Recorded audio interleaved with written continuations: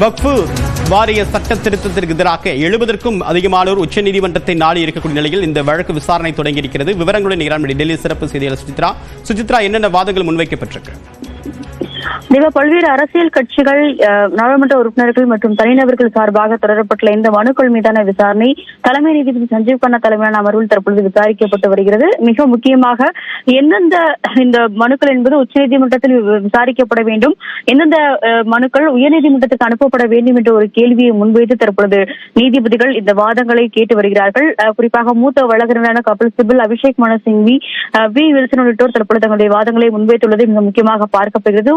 வக்ஃபு சொத்துக்களை நிர்வகிப்பதற்கு வக்ஃபு வாரியத்திற்கு மட்டுமே ஒரு உரிமை உள்ளது என்றும் அந்த நிறைவேற்றப்பட்டுள்ள சட்டம் என்பது அரசு சாசன பிரிவுகளுக்கு கடுமையான எதிரான ஒன்றாக உள்ளது என்ற ஒரு கருத்துக்களை முன்வைத்து தற்பொழுது வழக்கறிஞர்கள் தங்களுடைய அந்த ஒரு வாதங்களை முன்வைத்து வருகிறார்கள். 5 ஆண்டுகள் மதத்தை பின்பற்றினால் மட்டுமே நன்கொடை வழங்க முடியும் என்பது மத உரிமைகளுக்கு எதிரானது என்றும் பி வில்சன் உள்ளிட்ட மூத்த வழக்கறிஞர்கள் தங்களுடைய வாதத்தை முன்வைத்து வருவது மிக முக்கியமாக பார்க்கப்படுகிறது. 110க்கும் அதிகமான மனுக்கள் இந்த வக்ஃபு வாரிய சட்டத்தை தொடர்பாக தாக்கல் செய்யப்பட்டுள்ள நிலையில் அதில் 6 மாநில அரசுகளுடைய மனுக்கள் என்பது வக்ஃபு வாரிய சட்டத்திற்கு ஆதரவாக தாக்கல் செய்யப்பட்டுள்ளது மிக முக்கியமாக பார்க்கப்படுகிறது.